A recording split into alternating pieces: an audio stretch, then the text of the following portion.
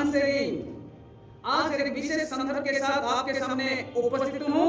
संदर्भ का नाम है पेंतीकुस्त दिन का महत्व। वचन पढ़ना चाहूंगा। प्रेरित काम के पुस्तक 2 अध्याय 1 से लेकर 4 आयत तक। उसमें इस प्रकार बयान है, जब पेंतीकुस्त का दिन आया तो वे सब एक जगह इकट्ठा थे। एकाएक आकाश से बड़ी आंधी सी सनसनाहट का शब्द हुआ और उससे सारा घर जहां वे बैठे थे गूंज गया और उन्हें आग सी जीवें कटती हुई दिखाई दी और उनमें से हर एक पर आग ठहरी। वे सब पवित्र आत्मा से भर गए और जिस प्रकार आत्मा ने उन्हें बोलने की सामर्थ दी, वे अन्य भाषा बोलने लगे। मेरे प्रिय भाई बहन, ये वो समय है पेंतीकुस्त का, जब दिन आया उस दिन का ये घटना है। तो मेरे प्रिय भाई बहन, इस वचन के अनुसार हमको ये प्राप्त होता है कि पेंतीकुस्त का दिन का यहाँ पर अगर वर्णन है तो इसका पुरातन नियम में भी इस दिन का महत्वपूर्ण है और इस दिन का बारे में जिक्र है। तो पेंतीकुस्त के दिन को खास तौर से यहूदी लोग साबत का डे या कटनी का दिन के रूप में मनाया करते थे। और यहूदी लोग जो है खास तौर से 7 त्योहार को मनाया करते थे। उस 7 त्योहार में से पहला त्योहार, अगर हम लेवी पुस्तक 23 अध्याय को पढ़ते हैं तो उस 7 त्योहार के बारे में वर्णन है। तो पहला त्योहार जो है फसह का त्योहार है, और दूसरा अख़मीरी रोटी का पर्व है, और तीसरा पहली उपज का फल है या पर्व है, और चौथा कटनी का पर्व, और पांचवा नववर्ष का त्योहार या छठा प्रायश्चित का पर्व, और 7वां झपड़ियों का त्योहार। ये 7 त्योहार में से यहूदी लोग खास तौर से 3 त्योहार को ज्यादा महत्व देते थे। यहूदी के भक्त जहां कहीं भी हो, वे 3 त्योहार में जरूर वहां पर उपस्थित होकर परमेश्वर का महिमा, आराधना, परमेश्वर से स्तुति, प्रशंसा और याचना किया करते थे। और वो 3 त्योहार में से खास तौर से फसह या कटनी का त्योहार, और दूसरा जो है सप्ताहों का त्योहार, और तीसरा झपड़ियों का त्योहार। तो मेरे प्रिय भाई बहन, इस त्योहार को यहूदी लोग खास तौर से इतना महत्व देते थे क्योंकि इस सबत के दिन या इस सप्ताह का त्योहार या कटनी का त्योहार में परमेश्वर की ओर से या मूसा के द्वारा इनको व्यवस्था मिला था।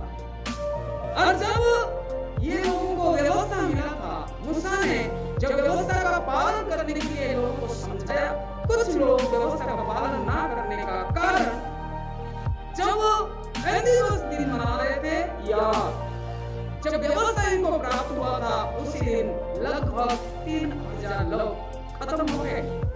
अगर हम निर्गमन पुस्तक 32 अध्याय 28 आयत को पढ़ते हैं तो उसमें इसका वर्णन है।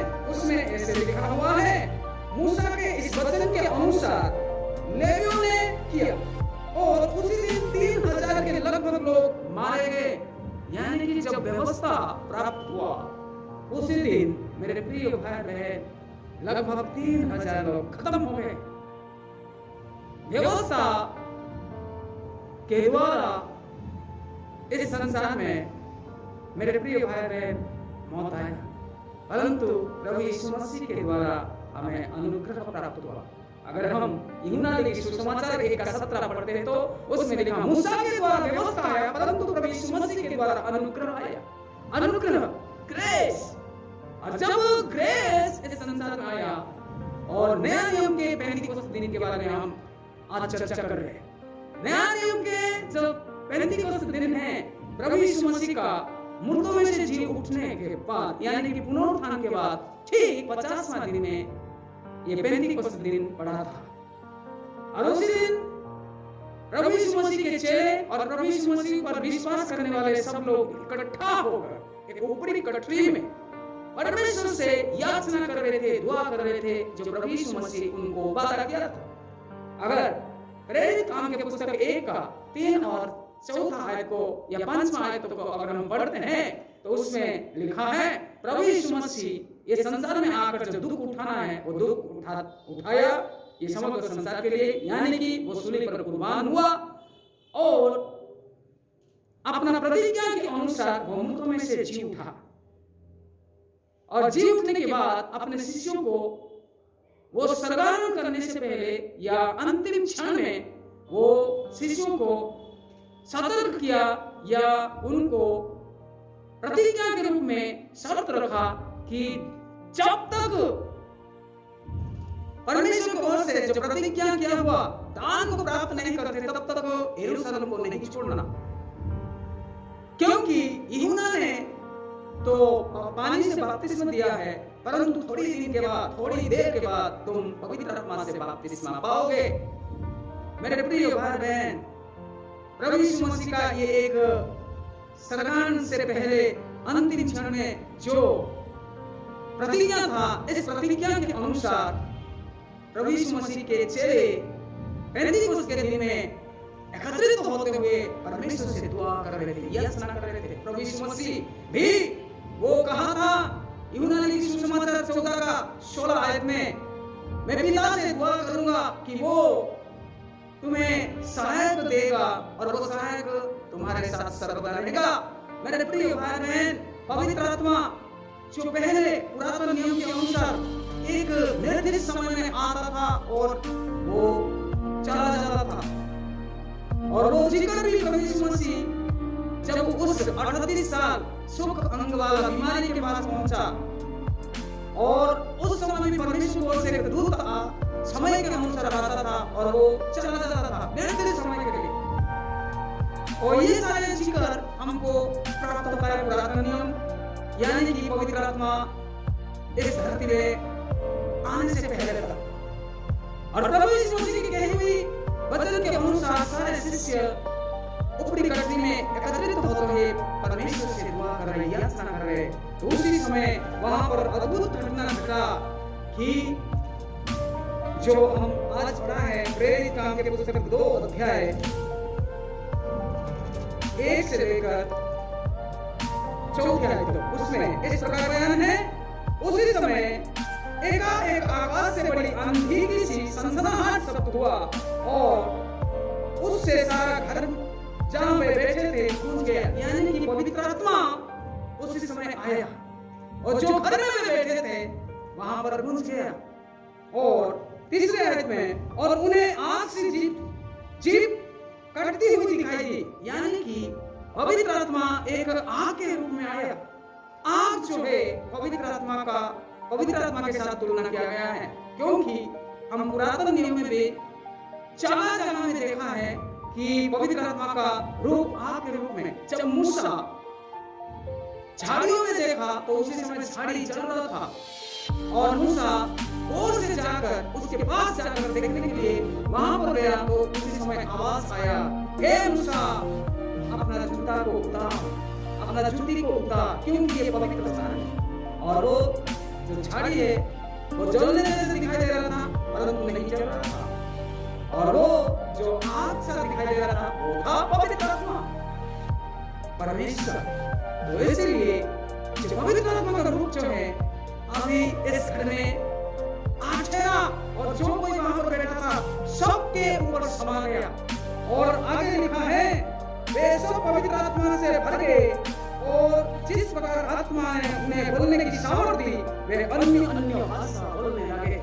मेरे प्रिय भाई बहन, पवित्र आत्मा से सब भर गए और पवित्र आत्मा जब सबको समा गया और जिस प्रकार उनको बोलने के लिए पवित्र आत्मा उनको सामर्थ्य दिया तो वे जितने भी वहां पर बैठे थे वे सब अन्य भाषा बोलने लगे। परमेश्वर का योजना है।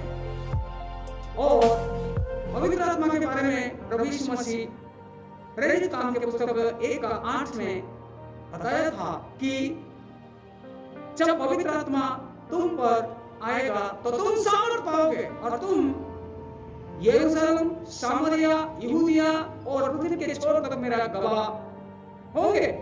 यानी कि पेंतिकोस्त दिन को मनाने के लिए मेरे प्रिय भाई बहन वहां पर पूरे पृथ्वी भर के लोग जो यहूदी भक्तजन हैं वहां पर आए थे। प्रभु यीशु मसीह या परमेश्वर से वे दुआ, याचना, आराधना करते हुए अपना भेंटों को चढ़ाने के लिए जो आए थे, सब यरूशलेम के चारों ओर वो ठहरे हुए थे, परमेश्वर का महिमा कर रहे थे। और उसी समय के दौरान ये लगभग 120 लोग परमेश्वर के चेले और साथ साथ परमेश्वर पर या प्रभु यीशु मसीह पर विश्वास करने वाले शिष्यगण वहां पर एकत्रित होते हुए सब पवित्र आत्मा में भरकर वे अन्य भाषा से प्रार्थना करने लगे और वे चिल्ला कर प्रभु से दुआएं देने लगे और वे मगन और लगन के साथ प्रार्थना करने लगे। जब मगन और लगन के साथ प्रार्थना करने लगे तो वो जगह कंपन हो उठा, वो जगह में शर मच गया और सब वहां पर जितने भी यहूदी भक्तजन इकट्ठा होते सबके सब वहां पर पहुंच गए और वे जाकर देख रहे कि एक अद्भुत घटना है। वे लोग जहां देश से आए थे और वे उनके पास जाते थे तो उनको उन देशों का भाषा सुनाई दे रहा था, उन देशों का भाषा सुनाई दे रहा था, उन प्रांतों का भाषा सुनाई दे रहा था, उन राज्यों का भाषा का सुनाई दे रहा था। तो ये सारी बातों को देखकर सबके सब हैरान हो गए और उन्हीं में से कुछ लोग कहने लगे, ये क्या गलीली लोग नहीं क्या? ये क्या वो अशिक्षित और मछुआरा नहीं क्या? ऐसे कुछ लोग कहने लगे। तो उसी समय कुछ लोग ऐसे भी कहने लगे, अरे ये क्या है?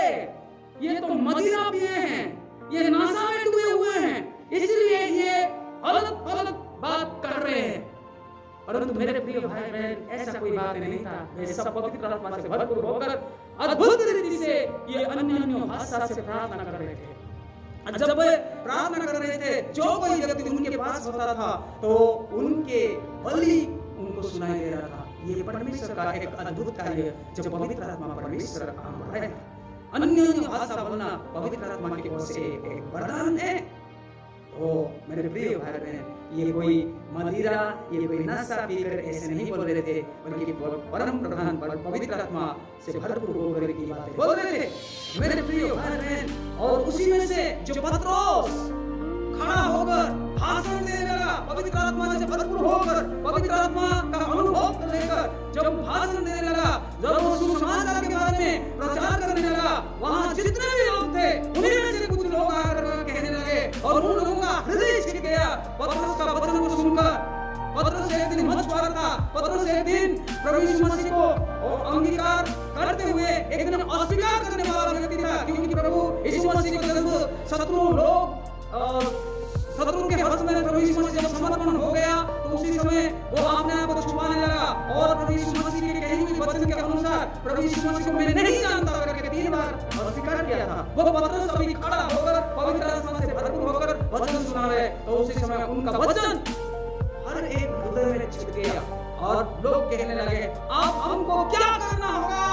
तो पत्रोस ने कहा कि तुम अपनी गलती को मानो, पश्चाताप करो, मन फिराओ और बपतिस्मा लो। तो मेरे प्रिय भाई बहन, जब लोग मन फिराए और बपतिस्मा लिए तो वहां पर जिक्र है, अगर प्रेरित काम 2 अध्याय 41 आयत को पढ़ते हैं, जो कोई उसका वचन को सुना और प्रभु को ग्रहण किया, उन्हीं में से जो बपतिस्मा लिया उनका गिनती लगभग 3000 था।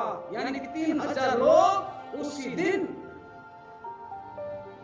परमेश्वर के राज्य में शामिल हुए। तो मेरे प्रिय भाई बहन, इस वचन के अनुसार हम जानते हैं प्रभु यीशु मसीह के द्वारा अनुग्रह इस धरती में व्यवस्था जब आया, जो पेंतिकोस्त दिन या जो सबत के दिन जो मना रहे थे, उस समय जो पुरातन नियम में व्यवस्था को पाए थे 3000 लोग खत्म हो गए थे। परंतु जब पत्रोस के वचन को सुना, पवित्र आत्मा से भरपूर होकर जो प्रभु यीशु मसीह के ओर से अनुग्रह और उसके कारण 3000 लोग बपतिस्मा लेकर परमेश्वर के राज्य में शामिल। यह पेंतिकोस्त दिन का मुख्य महत्वपूर्ण वचन है। प्रभु इस वचन के द्वारा आप लोगों को आशीष करे। आमीन। Praise the Lord.